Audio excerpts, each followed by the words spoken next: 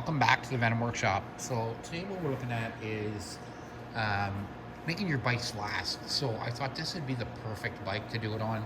This is on the 250 Ghost. This is the actual bike I ride all the time.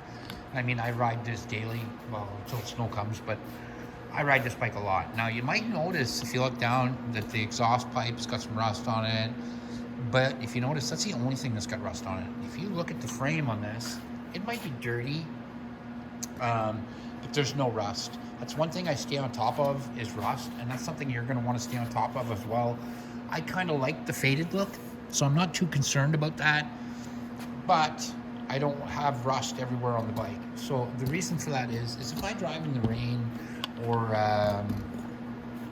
the bike ends up going through a bunch of water on the road, I will wipe it down. I won't just leave water sitting on it all the time, or I won't leave it out in the rain all the time. Make sure and cover your bike. You want to take care of it. Like I said, it is faded from sitting outside here most of the time when I'm at work, but and this bike is by no means babied. This bike is ridden hard, and it's been all over the place. This bike has traveled a lot. It's got thousands of miles on it. It's just I take care of it. So this one does have a nibby carb on it, which did help the performance, but that doesn't mean that I can just stop doing oil changes and stop changing spark plugs and stuff. So if it's me, most times I like to change my spark plug at least twice a season. So usually every oil change I do, I will change the spark plug and change the oil, and then usually clean out the filter, or you could change the filter, but these are actually cleanable filters on the nibby carbs. So I actually clean the filter out on this one. And if I start this bike, it's going to be insane. Just watch. I'll just touch the button. That bike fires right on. But like I said, it's got thousands of miles on it, and it's been taken care of. So no matter what, this bike has always had the oil changed on time. It's had I keep the chain tightened when I'm supposed to. I lube the chain all the time. And that's another thing. If we come back around here, this chain is old. This is an old, like I said, this is an old bike. I'm pretty sure it's a 2017 if I'm not mistaken. This one's been around for a long time. So I know that a lot of people think that it comes down to the bikes just don't last. It's not about the bike not lasting. It's about the person not taking care of it. You'll notice here on my swing arm here, I got a little bit of rust now. It's just surface, so it comes off on my fingers right here, and it's a little bit of dirty. Now, before I take this bike out again next season, because it's the winter time right now, I'll probably paint that. I'll clean that up. I'll take a little bit of steel wool or a little very fine sandpaper, and I'll clean that all off, or my wire brush, and I'll clean off as much of that as I can, and then I'll repaint it, and I'll make sure and I cover my emissions and stuff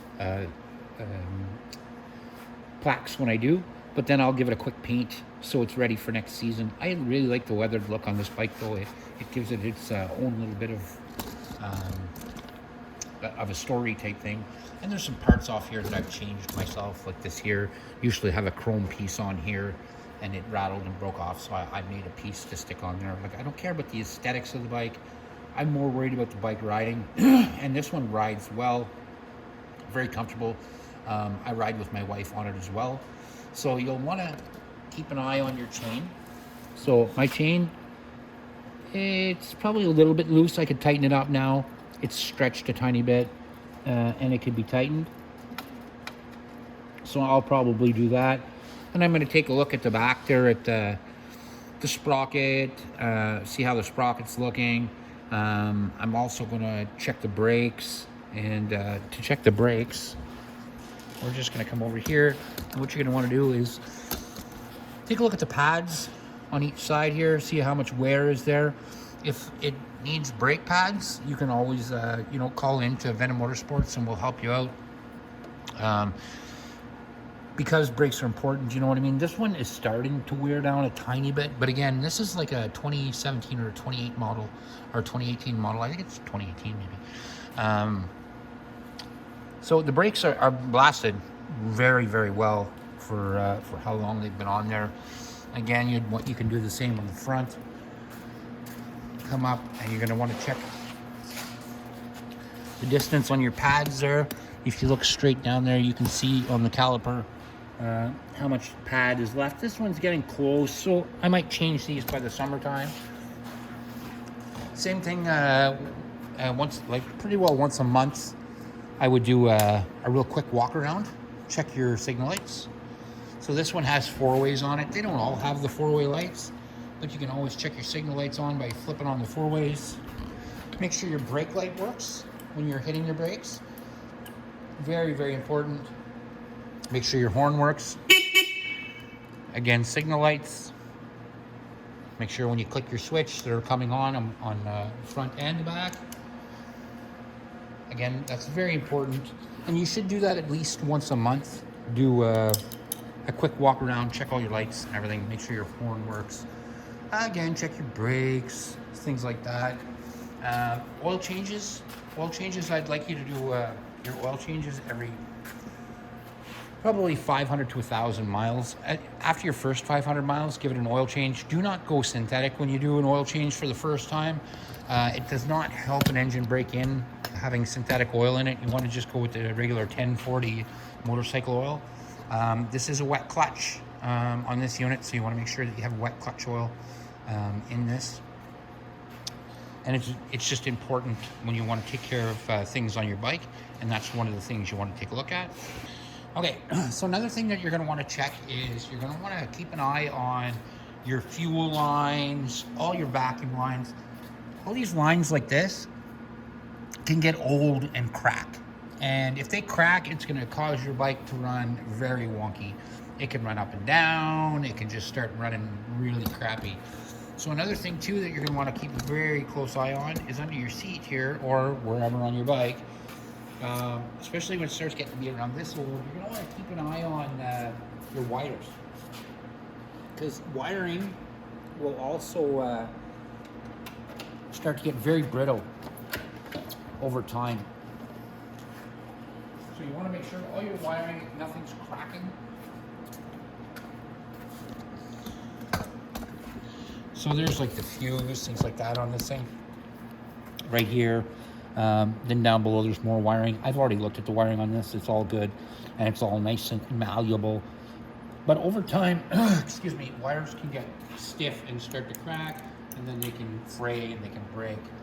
So again, go over at least once a season, go over all your wires, make sure everything's good, up to your signal lights, things like that.